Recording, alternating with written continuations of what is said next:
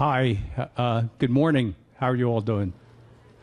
So, how many parents of children with autism do we have in the audience this morning? Looks like a big majority. And how many are other therapists related to autism in the audience? So, another big group. Do we have any physicians in the audience? Okay, yes, great, good to see you. So it's always good to have some new potential physicians for serving the autism community. So I'm gonna start with the just the beginning overview of what is autism. And so some of the common symptoms of autism or PDD, do we have any parents in the audience whose child was newly diagnosed, say in the last 6 months or so? Are there any in that category? Yeah. So sometimes people get hung up by what the exact diagnosis, is it autism or is it PDD or maybe it's ADD? And I will just say that it's not that important because the treatments I'll be talking to will apply to all of these disorders. So the most important thing is to work on reversing the abnormalities that your child has, not on the exact diagnosis. Although the exact diagnosis can play an important role as far as getting financial assistance from government agencies and so forth. So these are the symptoms that are present in a lot of people on the autism spectrum, but not all. So lack of speech is a common thing, stereotypical odd behavior, social deficits, hyperactivity. Some children are the opposite, hypoactivity. We had a parent talked about her child was extremely impaired. There was really almost no interaction. It can be poor focus and concentration, reduced pain and danger perception, poor eye contact. So these are some of the common symptoms in autism, and many of the symptoms in autism can be pinpointed to a specific biochemical factor. So I think it's very worthwhile. But I also want to emphasize that not all behaviors, so my child is stimming. Which biochemical factor will it be? Well, that would be very difficult to say. But I am going to go through the things that are common symptoms in which there are common causes. So sleep disturbance, the most common factor is deficiency of melatonin and iron deficiencies. A number of studies have showed children with autism don't make enough melatonin. There's been several studies that show low amounts of melatonin in the urine. Also, a high percentage of children with iron deficiency. Another common factor in autism, and this is one of the most important, you need to watch very carefully if your child exhibits any of these symptoms, is eye pain. And because some children with autism are nonverbal, you may not know that if they have eye pain or not, but they may have eye touching or poking. And the most common cause of this is severe calcium deficiency. So for those of you who have children on the milk and wheat-free diet, it's very important that you give calcium supplementation. So it's not an option, it's a requirement. So if you have your child on milk-free diet, milk is the main source for most children's calcium, so you need calcium supplementation. Hyperactivity and excessive laughing. The most common cause of this is candida, a type of yeast that invades the intestinal tract and lining. Another common cause is lead toxicity.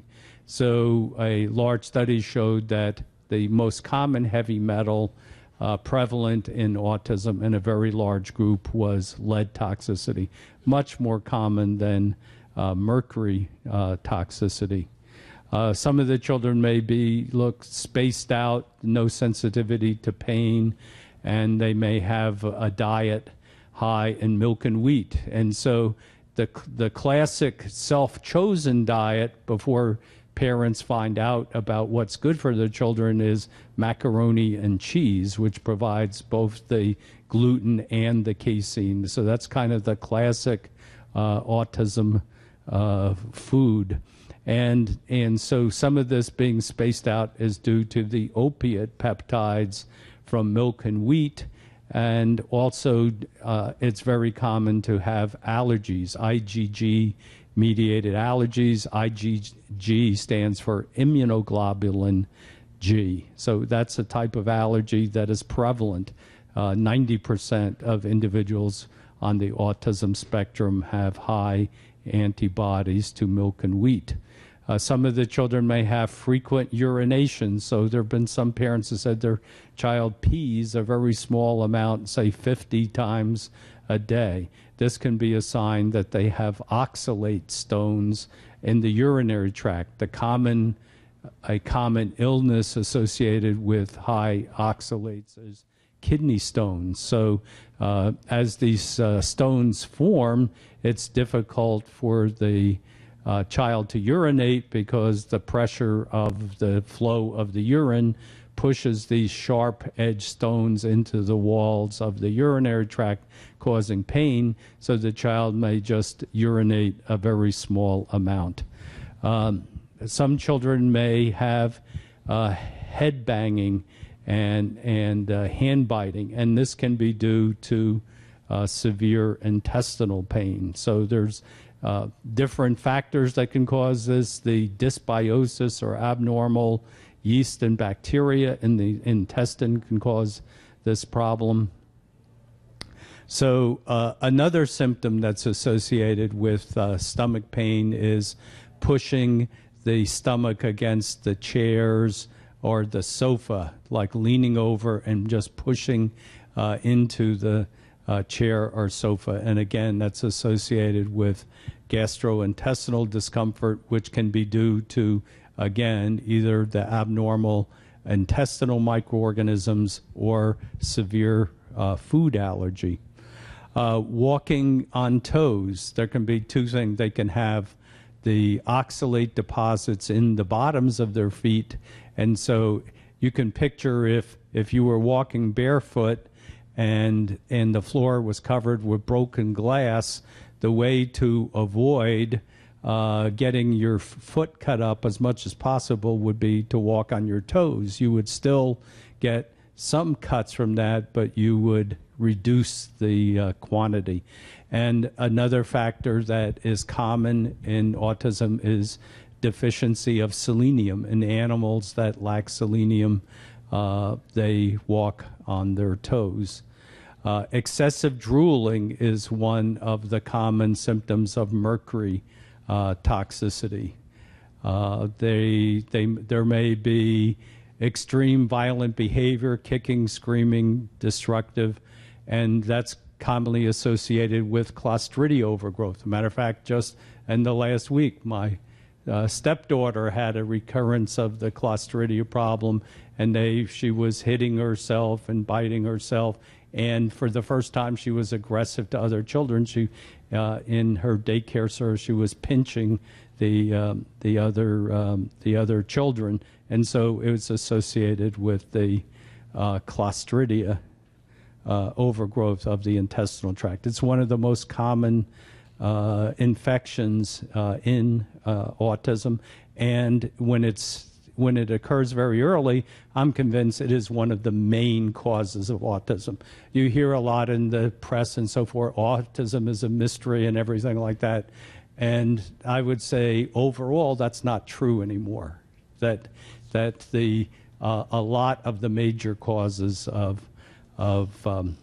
autism are now very well known, and if they could all be treated, the incidence of autism would be much lower.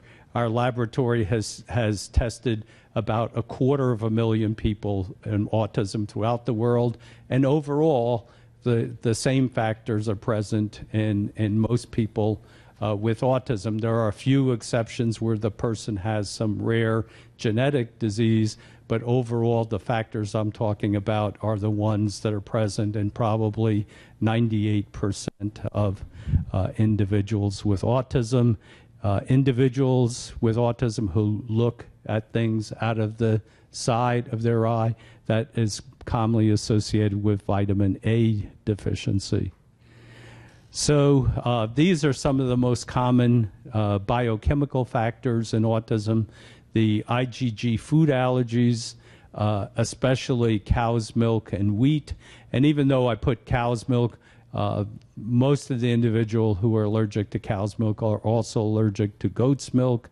It's common to have the allergies, IgE type of allergies. IgE is the and things like that. And a number of studies have shown that behavior deteriorates when the child is exposed to things they're highly allergic to. So some of the most common pollen right now, of course, the ragweed season. So if all of a sudden in the beginning, near the end of August, your child's behavior started deteriorating, it could be he has ragweed allergy. Cats and dogs, and cats are especially bad because cats lick their fur, and that's what people are allergic to, the saliva that's on the cat hair. Exposure to toxic chemicals is very common, with lead being the leading exposure.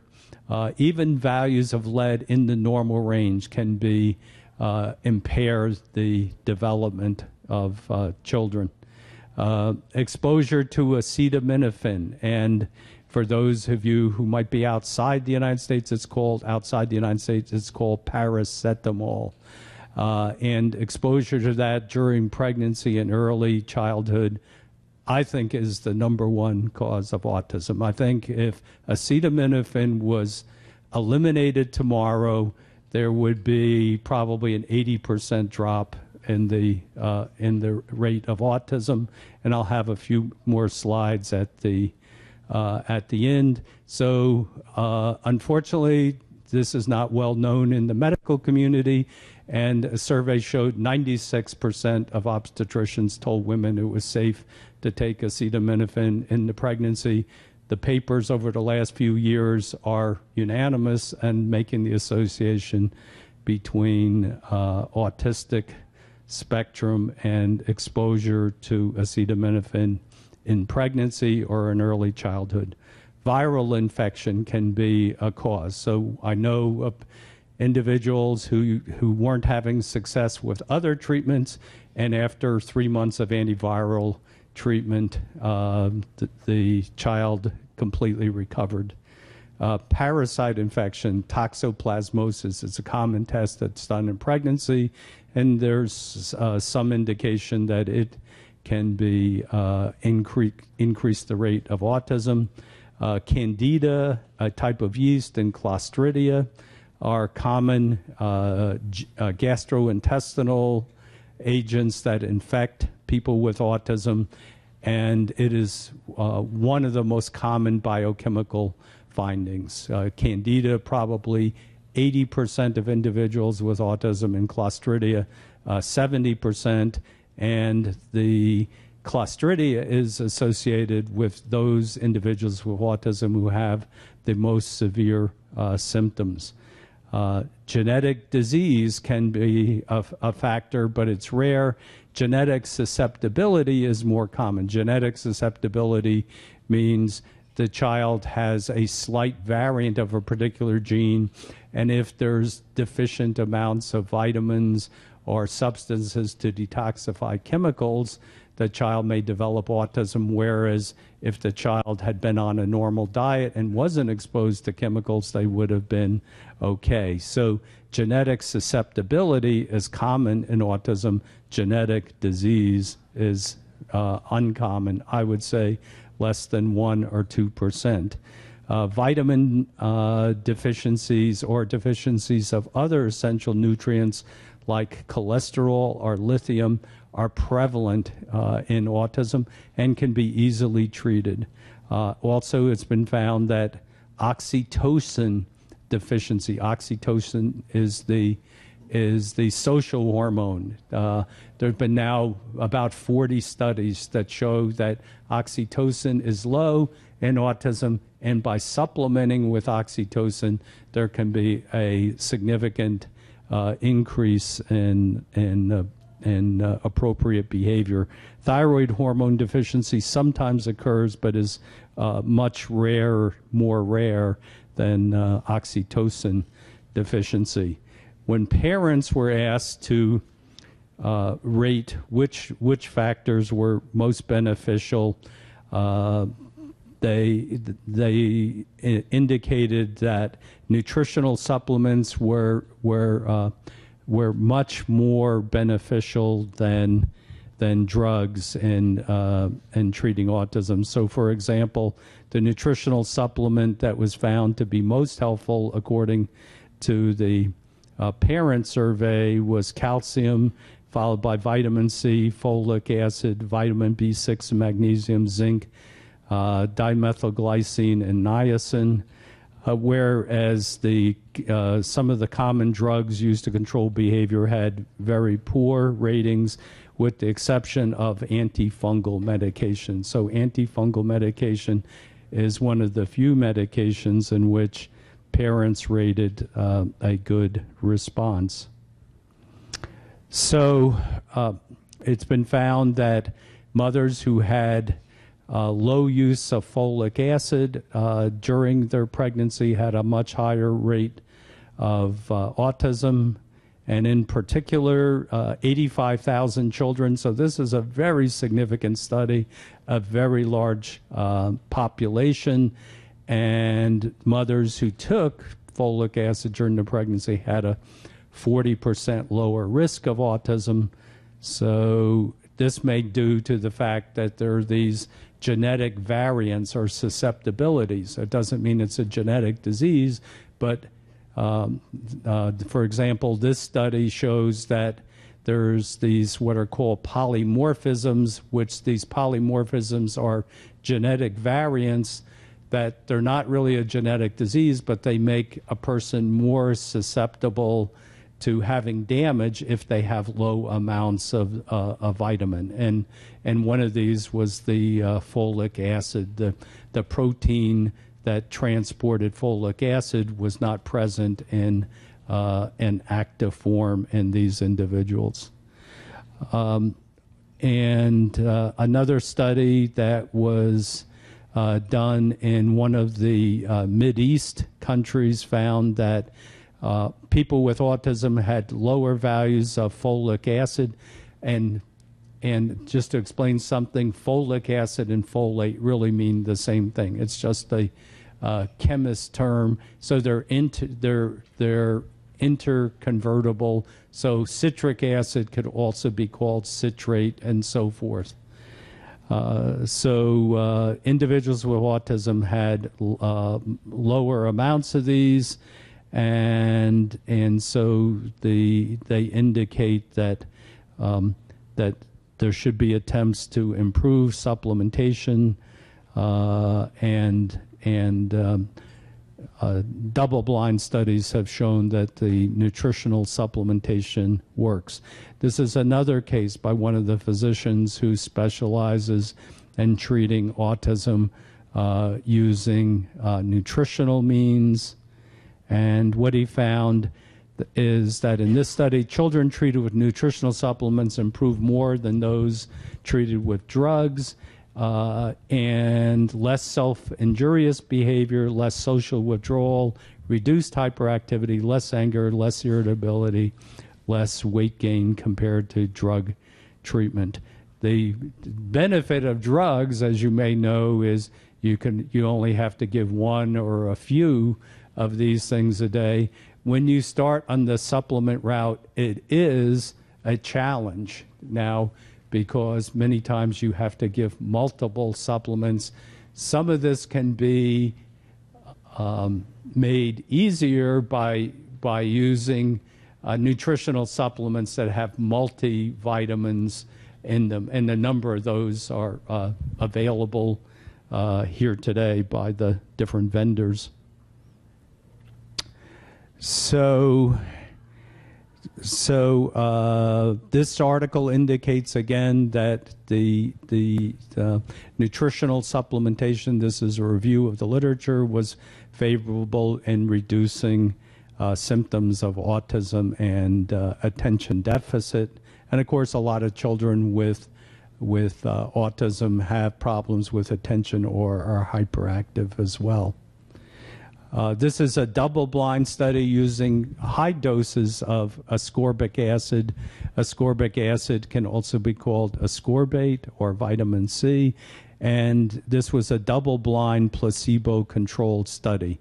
Double-blind means that the parents don't know what the child is getting, and the doctors or the people evaluating the results don't know who's getting one. Placebo is like a common thing would be a sugar pill. So there's no real vitamin in it. So children taking the vitamin C were compared to those who were in essence taking nothing, and they found that a number of autistic behaviors significantly improved after 30 weeks of high dose of vitamin C. So this is the dose for adults. For those not familiar with weight, 70 kilos would be a typical adult weight. So for children, of course, it would be proportionally reduced.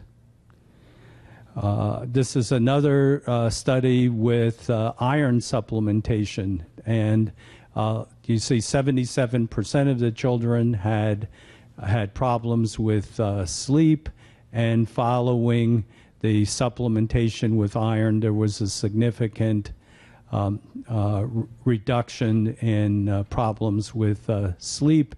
And the ferritin, ferritin is the protein that is a storage form of iron, significantly increased. So my recommendation is that ferritin is the best test for assessing iron.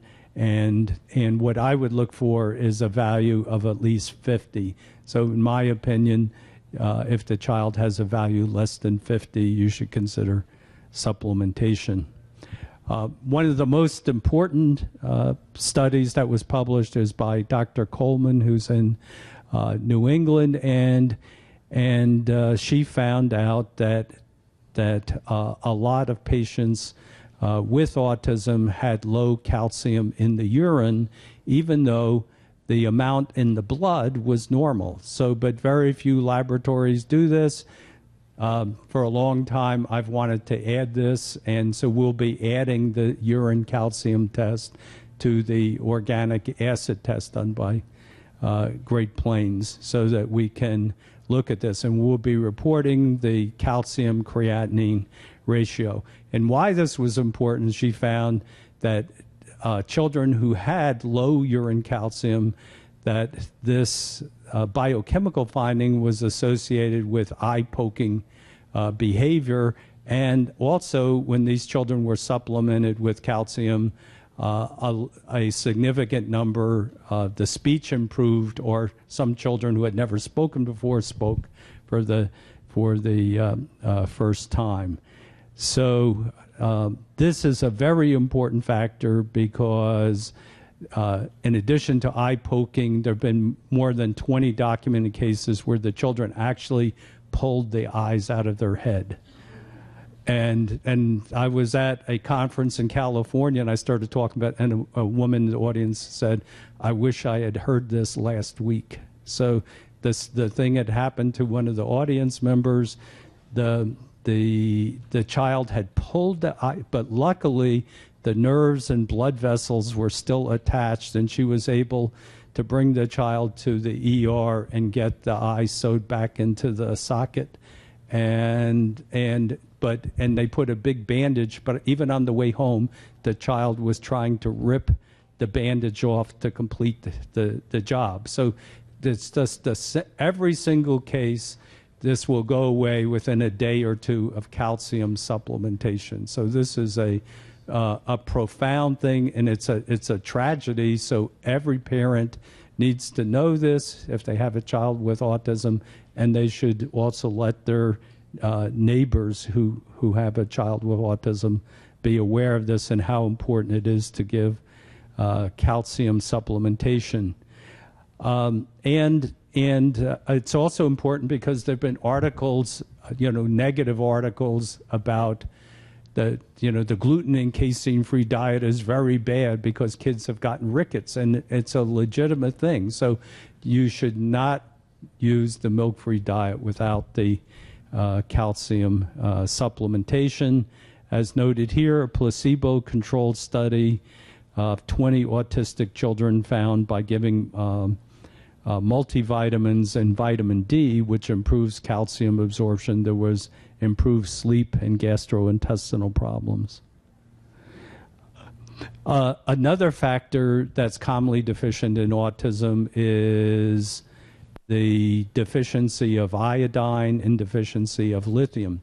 Iodine is very important for making thyroid hormone, and lithium is very important because it stimulates the production of brain stem cells that can divide and produce new brain cells. And it was found that in this study, lithium was 30% lower in children with autism and also in the mothers of these children. Vitamin B6, there have been at least a dozen studies showed that high doses of B6 were very favorable.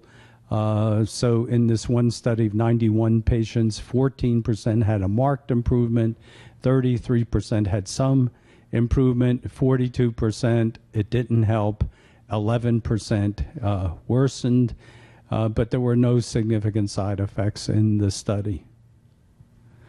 The essential fatty acids and the ones that most people are deficient in the Western diet is called the omega-3 fatty acids. So the omega-3 fatty acids are mainly from fish. Now, our caveman ancestors didn't have to worry about this because all the animals they killed were grass-fed, and the grass-fed animals have high amounts of omega-3. But we eat beef and pork that are grain-fed animals, and they're high in the omega-6 fatty acids, which have harmful effects at high amounts. So it's very important to give supplementation of omega-3 fatty acids, and studies have shown improvement in behavior when fatty acids are supplemented. In addition, 20% of the weight of the brain is in these polyunsaturated fatty acids. So the most important place for these fatty acids is in the brain and brain functioning. So this was the study in children who had problems with developing adequate coordination, and by giving substantial amounts of essential fatty acids, omega-3 fatty acids, plus this omega-6 fatty acid that's sometimes deficient called GLA, there was significant improvement in reading, spelling, and behavior compared to placebo. Another study found that in both, they looked at both Australia and Indonesia because they're very different as far as racial composition, but they found that there was a marked improvement in verbal learning and memory when they were supplemented with vitamins and minerals and omega-3 fatty acids. A very important factor that I've spent a lot of my research on is the role of cholesterol deficiency in autism. So my work shows that 60% of individuals with autism are deficient in cholesterol, and 18% have very low values. And this is such an important factor. I'm going to focus on that on another talk tomorrow, so I'll just mention that. So it is one that, and many people works extremely rapidly to reduce some of the most difficult behaviors in autism. Another factor I mentioned earlier is the dysbiosis or abnormal intestinal overgrowth. Well, the beginning of the intestine is the mouth. That's the beginning of the gastrointestinal tract, and this showing the person with severe candida. I remember at one of the conferences, the mother thought that this was due to the child not brushing the teeth very well, and so she would see this candida, which is a kind of yeast, on the tongue of her child, and she would every day brush the tongue trying to get it off. But this is an infection and needs to be treated with antifungal medication. This shows candida under the microscope. It forms these large colonies. This is called the hyphae form, which is the most invasive, and the candida produces digestive enzymes at the end of the hyphae that perforate the intestinal lining, and that's the reason that there's so many food allergies in autism, is because undigested proteins are going through these pores caused by the candida. So in addition to the mouth and tongue, the candida can sometimes affect the esophagus. This shows the normal esophagus with a nice pink color, and this shows the esophagus of a person with severe candida. So this can be one of the reasons that the child with autism has a very bad appetite. It may be their esophagus is covered with this stuff, and if it is, then it's very painful eating food, and a child like this may prefer very soft foods or liquids. Another common cause of abnormal appetite is zinc deficiency. So those are two of the most common. So if your child, there's so many times I remember at conferences, people would come up, my child only eats 2 things or only eats 1 thing. What can I do? And the most important thing is try them on zinc supplementation. And many times I'd go back to the same area a year or 2 later, and the parents would say, now my kid eats everything on the table. So zinc is involved in stimulating the appetite. We can measure the abnormal intestinal flora by taking urine samples and performing the organic acid test. So in the normal intestine, the good bacteria are represented by the letter B, so it's full of beneficial bacteria. Depending on the age, it would be a pound or 2 of beneficial bacteria. There's actually more bacteria in the intestine than there is human cells in the entire body. So it's a very substantial number. But even in the healthy intestine, there are some amounts of harmful yeast or bacteria. And these yeast and bacteria produce chemicals that are absorbed into the body. I don't think I'm ever going to be a threat to Disney animation or anything. So that's the furthest I've ever got in my animation experience. I actually did that. I was kind of proud of that. It probably took me an inordinate period of time to do that. But it shows that that is how we can use a urine test to measure what's going on. We're not measuring yeast and bacteria in the urine. We're measuring the byproducts formed in the intestine. So after antibiotics, there can be a marked decrease. It's estimated that some of the common antibiotics killed 90% of the intestinal bacteria. And so in that case, the yeast become much more predominant, and the most common yeast is Candida, so it becomes much more prevalent, and some of the harmful bacteria like Clostridia are also resistant to some of the broad-spectrum antibiotics, and so these two groups proliferate. So now you have the harmful guys taking over the intestine, and now they produce byproducts in very large amounts that can be detected with the urine test.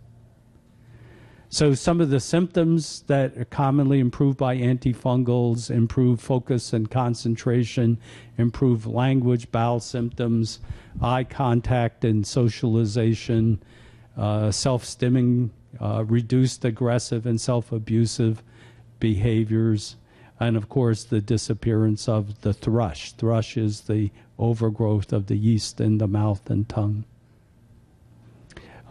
These are some of the prescription antifungals, and nystatin is one of the safest.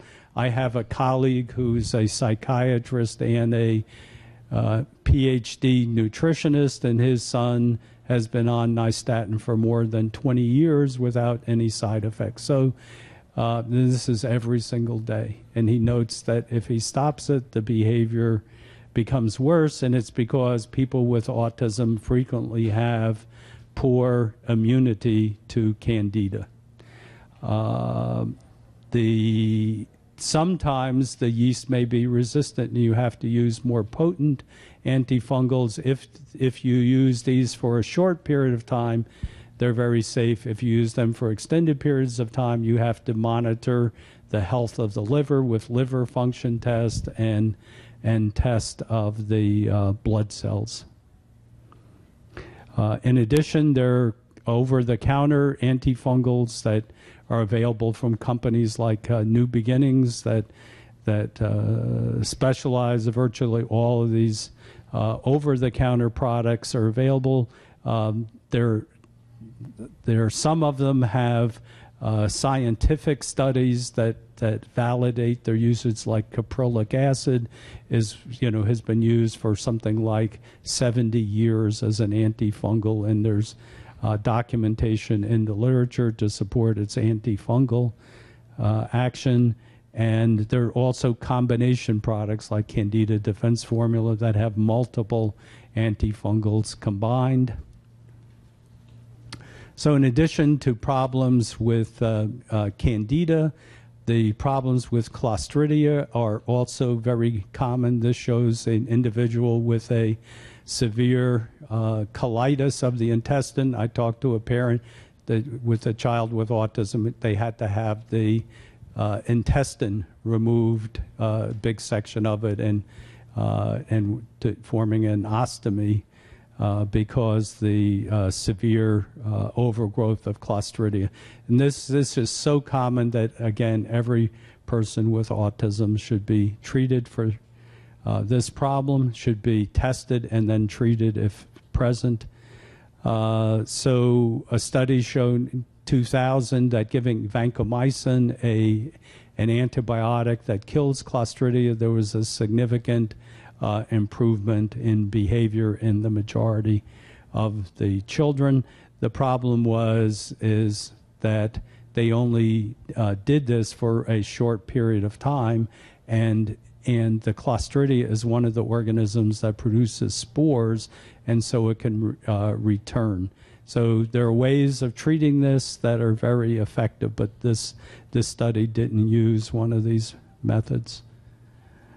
The amount Clostridia produces a chemical byproduct in the intestine called HPHPA, and the HPHPA values are much higher in children with autism compared to normal boys of the same age.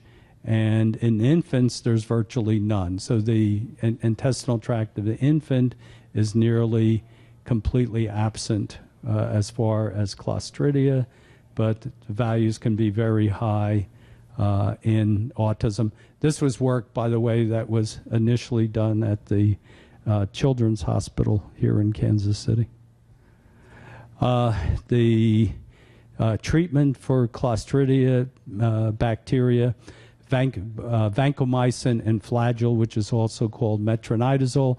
These two are the most effective treatments, but you can, so if the child has a severe problem, they should get one of the other.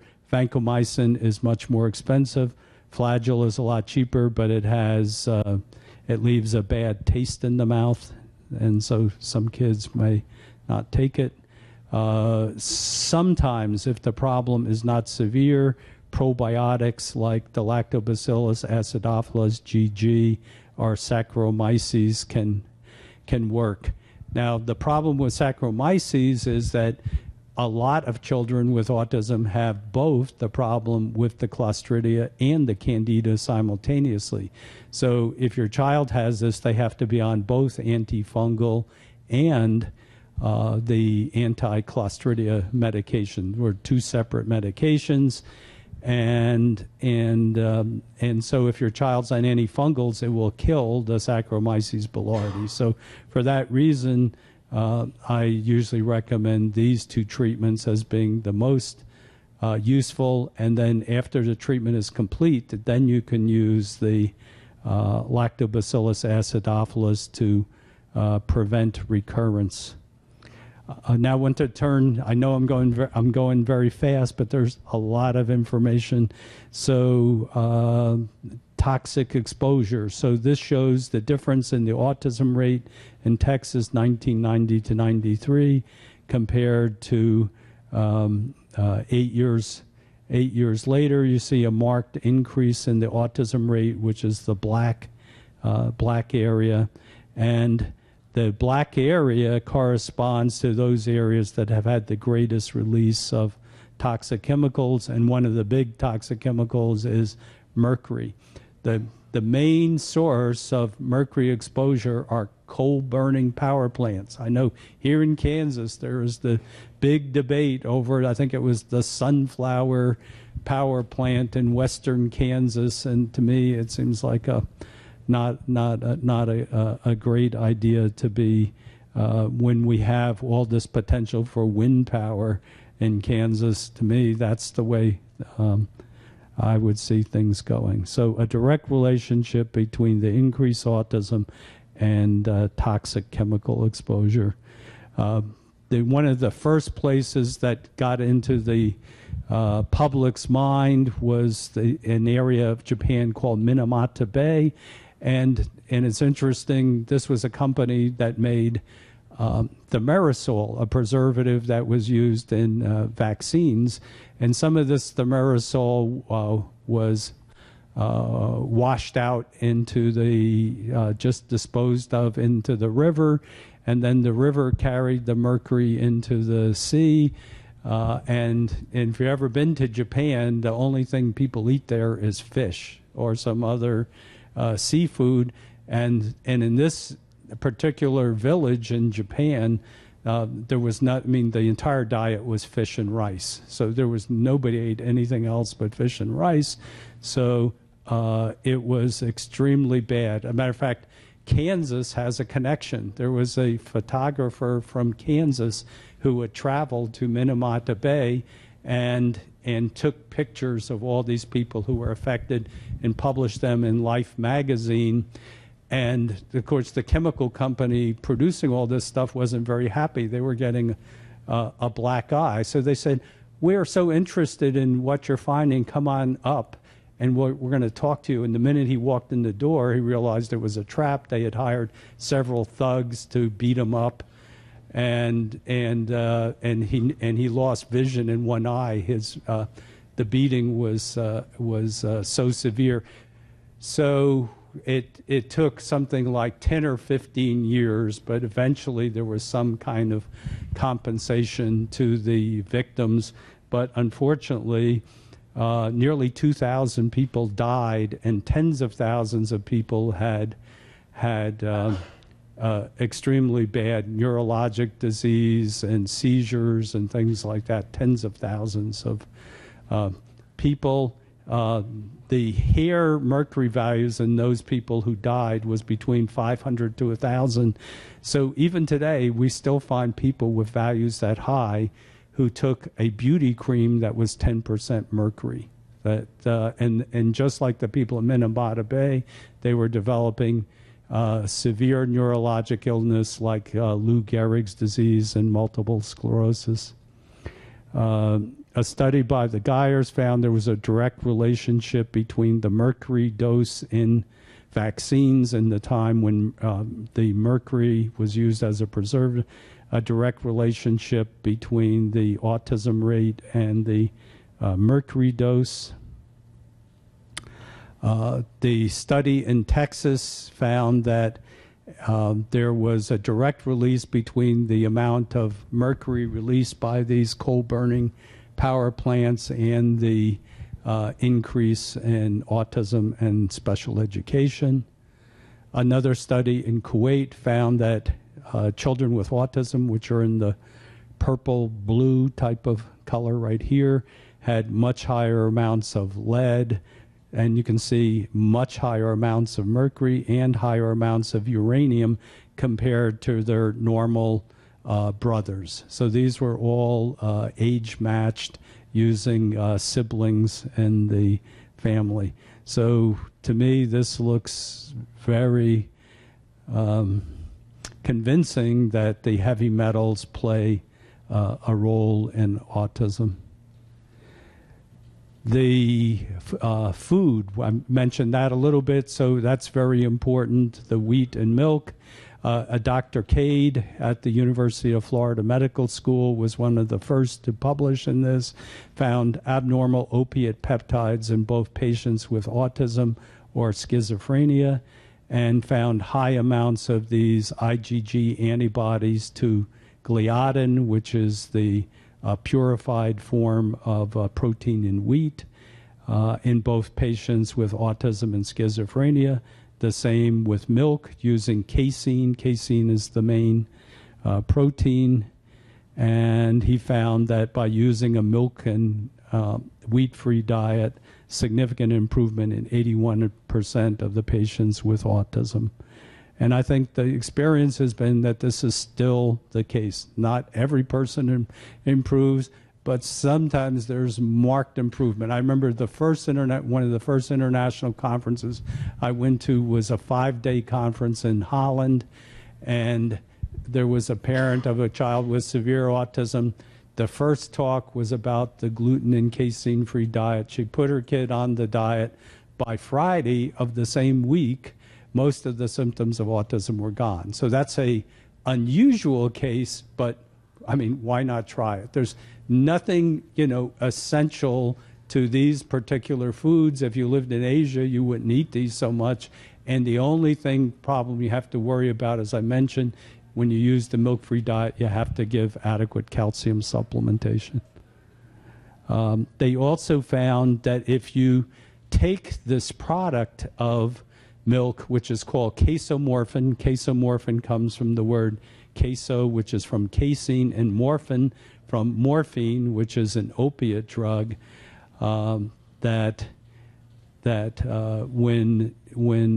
casomorphin was given to animals, it caused abnormal behavior similar to autistic behavior in animals, and that this could be prevented by giving a drug, naloxone, which blocks the effect of opiate drugs.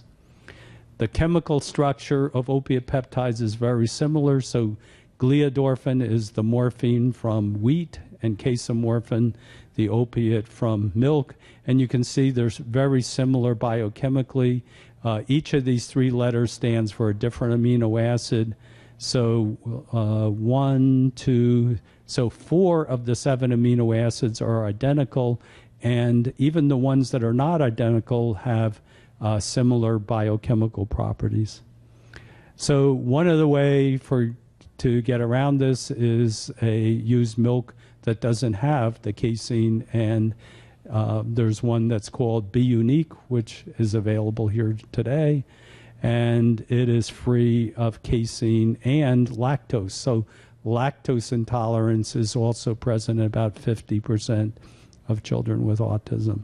So Be Unique, casein-free, lactose-free. It has protein and calcium similar to cow's milk. It uses pea protein, which is not very allergenic, to replace the protein from removing the casein. It doesn't require refrigeration. It does weigh a lot, so shipping is expensive. So for those who are local people or traveling by car, or you can put it in your suitcase if you're flying, it saves a lot. Buying it here, this was a study that was just published in Mexico where children were had the casomorphin in the urine measured. You can see here is the baseline of the casomorphin prior to drinking the B Unique, and then this is the value afterwards, which is just a baseline value. And what's fascinating is that this study was just published in Russia, and shows that the amount of the casomorphin was directly related to the severity of autism. So this is the amount of the casomorphin in the urine, and this is the CARS scale, which is childhood autism rating score. The higher the CARS score, the more severe the autism. So a direct, nearly perfect correspondence between the amount of casomorphin and the severity of autism. And these kind of studies have been done really throughout the world. So this was the one that was done at the University of Rome. Again, they found that individuals put on a milk-free diet had a significant improvement in behavioral symptoms and had high amounts of antibodies to milk proteins. The metals can be an important aspect in autism. This study shows that there is a disproportion between copper and zinc. The normal ratio is 1-to-1, but many studies now show that individuals with autism have high amounts of copper. It's an easy test to do, copper-zinc profile. If your child has high copper, the simple solution is to increase the zinc. So zinc and copper are competitive. If you increase the zinc, you'll decrease the copper. And it's very important because at high amounts, copper can deposit in the brain. So all this copper color you see in this brain that was removed at autopsy is due to copper deposits, which can lead to abnormal behavior. Zinc deficiency causes this severe diaper rash and can also cause severe eczema. And as I mentioned, I think this is probably the #1 cause of autism worldwide. And this study showed that this was one of the early studies that showed if the child got Tylenol or acetaminophen with the vaccine, they were much more likely to have gotten sick and much more likely to have autism. So they were 6 times more likely to have autism if they took this. So a lot of the negative press about vaccines undoubtedly is due to combining the Tylenol. And this is something that virtually every pediatrician's office sends out a flyer that says if your child has fever or cranky, give him Tylenol, which is exactly what they should not do.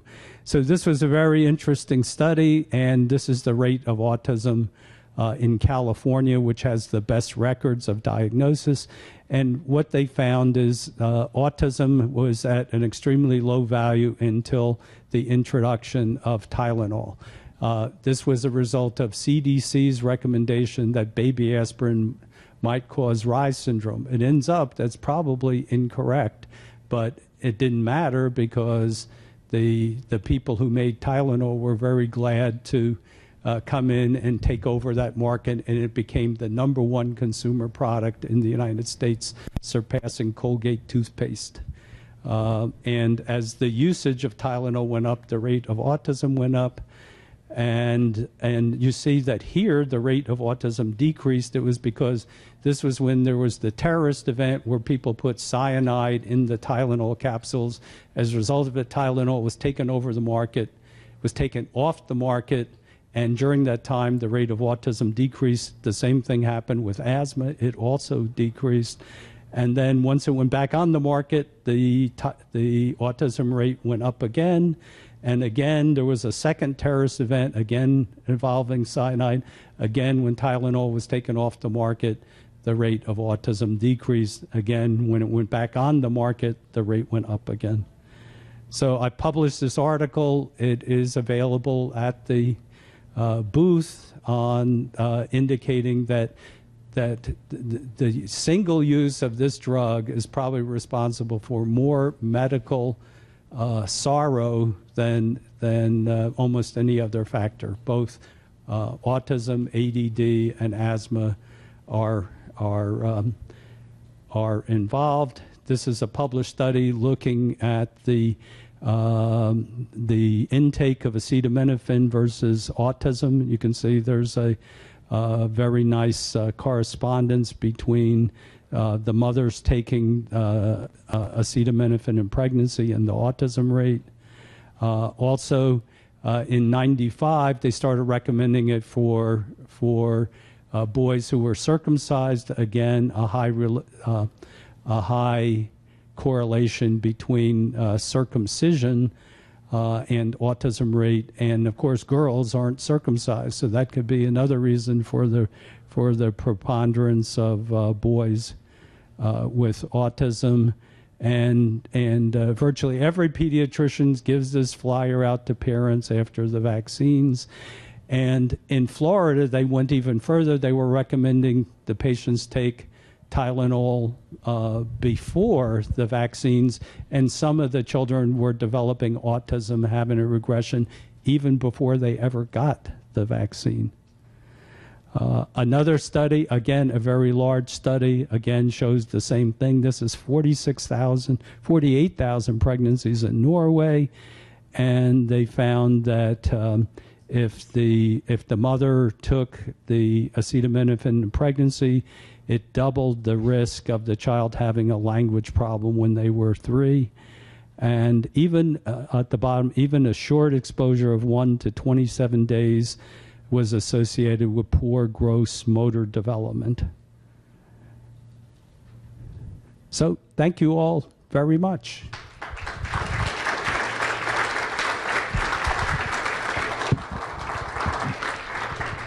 So I guess we can take questions. Yep. Any questions?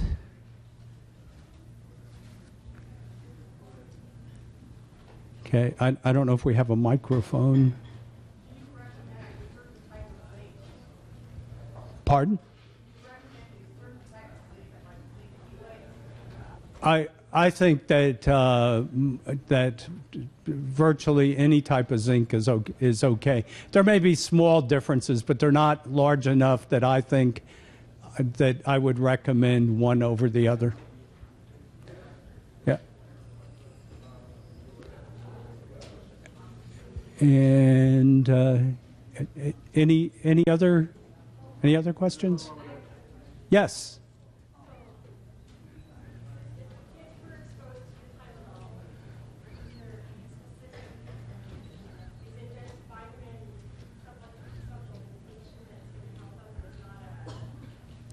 Actually, what I suspect is that the common chelating agents probably remove the Tylenol that's stuck in the body. So what I suspect is that this metabolite, which is called NAPK, is extremely reactive and binds to the sulfur groups in the body, and the reason it causes such a wide variety of problems is it's been shown that the Tylenol toxic metabolite inactivates virtually every single protein in the body. So it has thousands of biochemical effects. So, I mean, that's like saying I threw a monkey wrench through the screen of my TV. Which part of the TV was damaged? I mean, that would be a good comparison. However, that more than likely that may stay for long periods of time.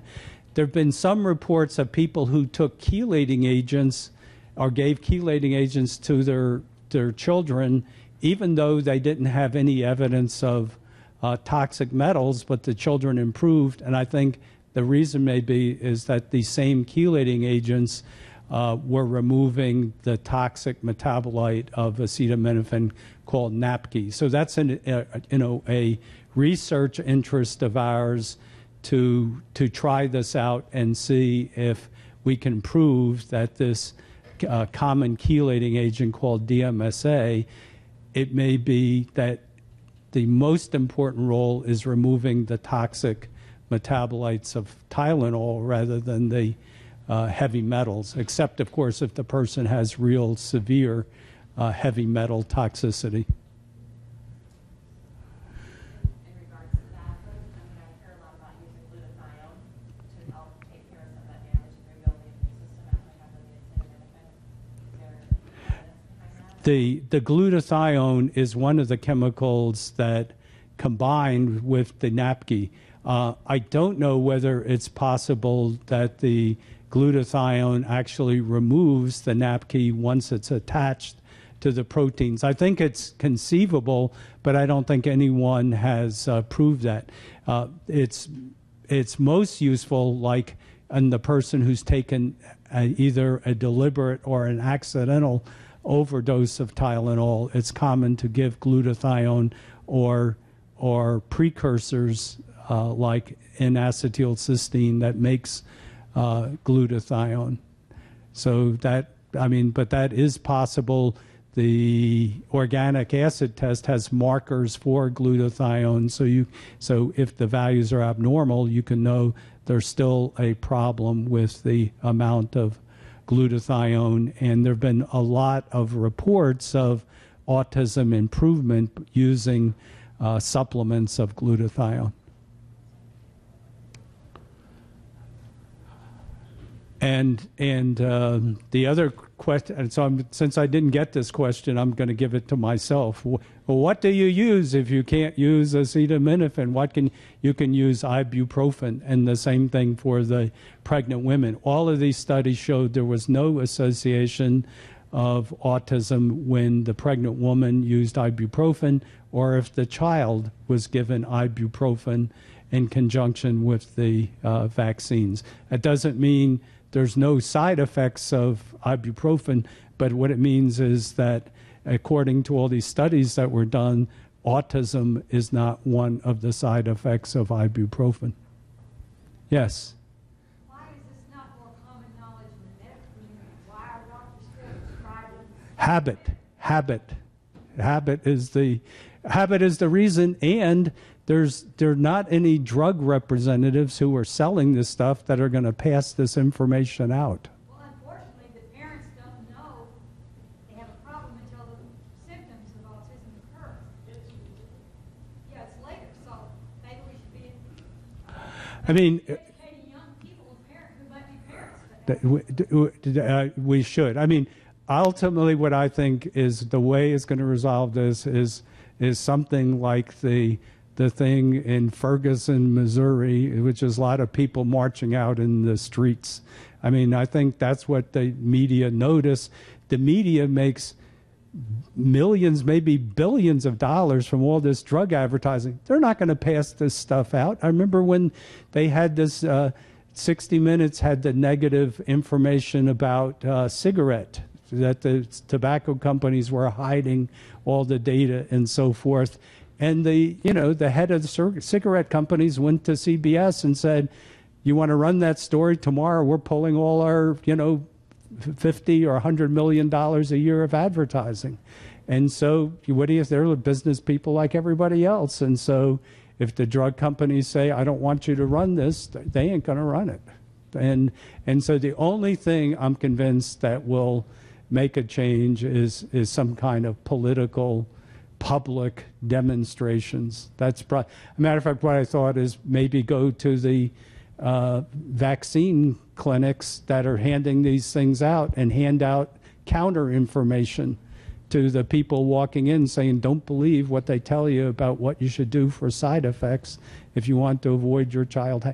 and then called the media in at the same time. So I think that's what needs to be done, but we basically need a leader to do it. I mean, we need somebody who's going to take the flag and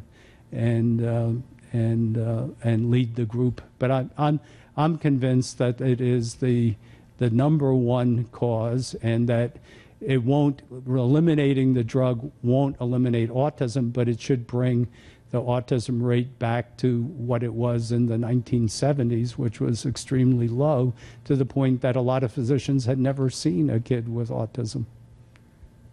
I'm sorry, to piggyback what you were saying, I'm speechless because I was, regularly reminded to predose my child with autism, the one that has autism.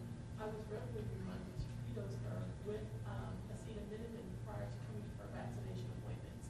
And I remember one visit, I came in and I said, oh man, I forgot to, as soon as I checked in, I said, oh, I forgot to give her acetaminophen. And they actually went and gotten some to take for her, to give her prior to her, her appointment actually starting.